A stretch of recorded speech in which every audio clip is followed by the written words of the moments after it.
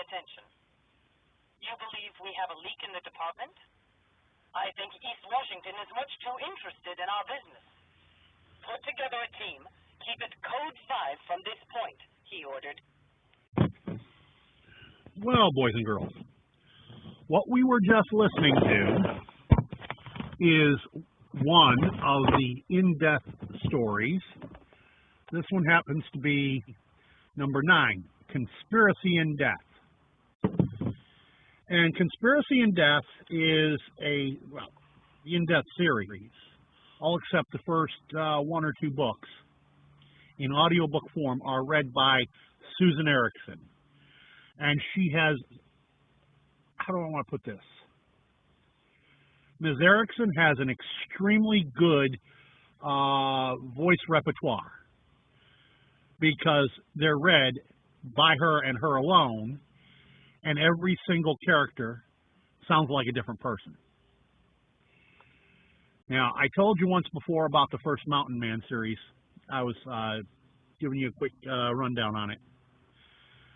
The difference being is that these are from 2 different companies.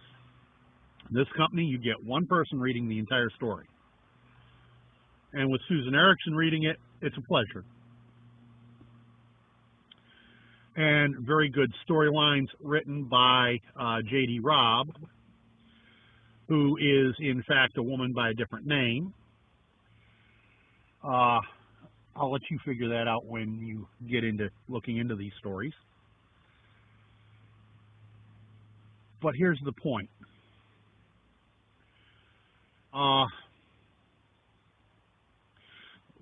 Let me be clear. The in-depth series is for people 18 and above.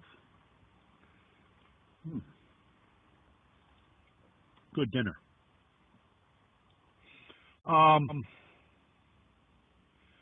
There is some, well, let us simply state that I consider these R-rated, okay?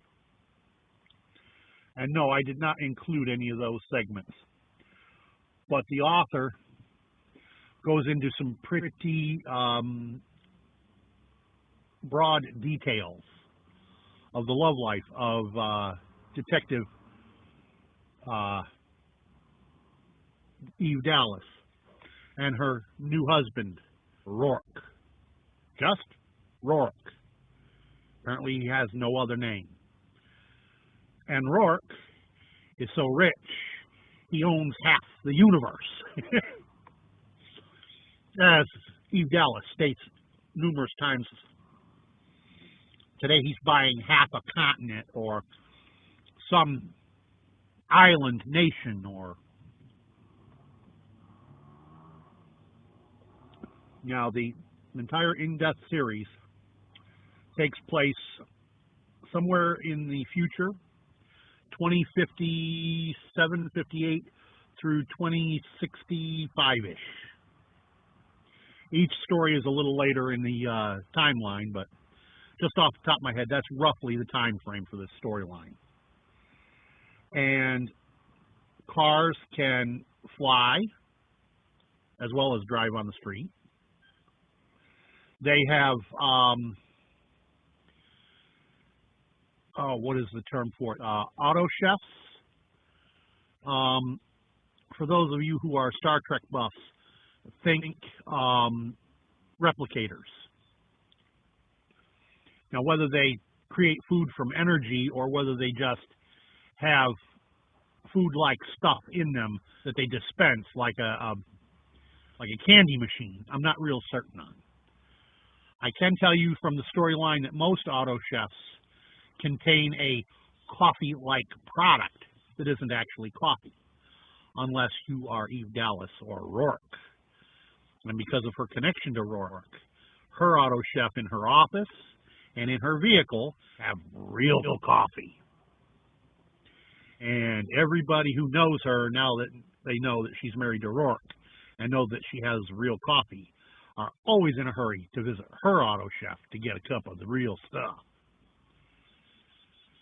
Seems to be quite sought after in the future because apparently so much rainforest destruction has occurred by then that real coffee is hard to come by. Now, Eve Dallas, lieutenant in the New York Police and Security Division, the homicide section or division of that, has taken to her a partner, a beat cop named Peabody, and has, through the course of the series, trained her to be a detective and gotten her through the testing for her shield.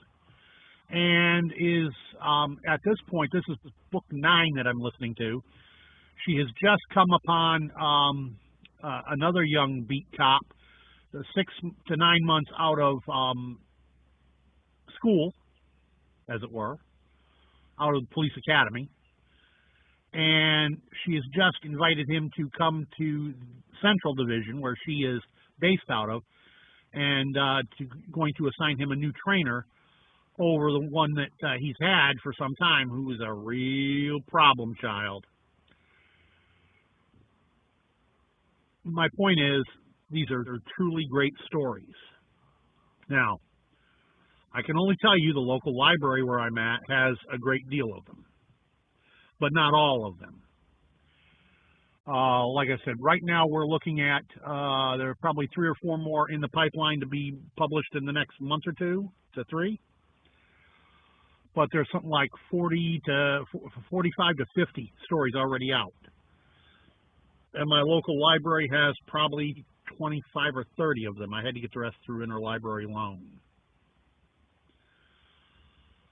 It is a series I highly recommend. And if you're the kind who, like me, because of my dyslexia, reading is a problem child for me. I've been fighting it my entire life, and now that the eyesight's not getting to be where it's now, nowhere near as good as it used to be, actually sitting down with a book is becoming even more and more of a problem child for me. So these audiobooks are, in my opinion, excellent. So if you have a problem sitting with a book, or you have a problem seeing, or you have a problem because of something like dyslexia, taking the time to read is painful. And trust me, my entire life, reading from a book has been painful, because I'll read 2 or 3 pages, and I have to go back and reread them 2 or 3 times usually to make sure I've gotten everything from them. Now, that said, books I've read years and years gone by, I remember them forever.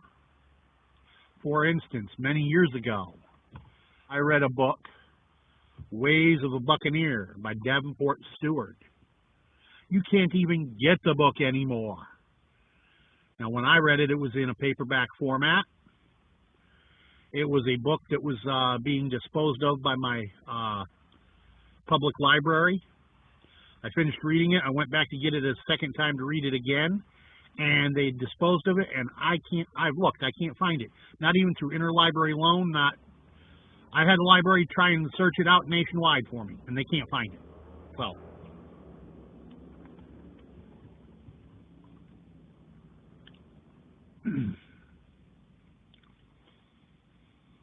and I'll be honest, the only book I've ever been involved with that I didn't care for,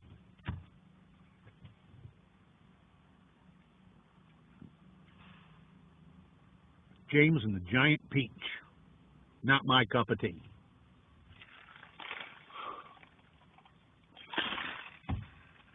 Don't get me wrong, I'm not saying it was a bad story, I didn't care for it. Honestly, for children, I think it was a great book, but like I said, I didn't care for it. That's all. So, this has been a report on literature in the form of audiobooks. Peace out. By the way, don't forget to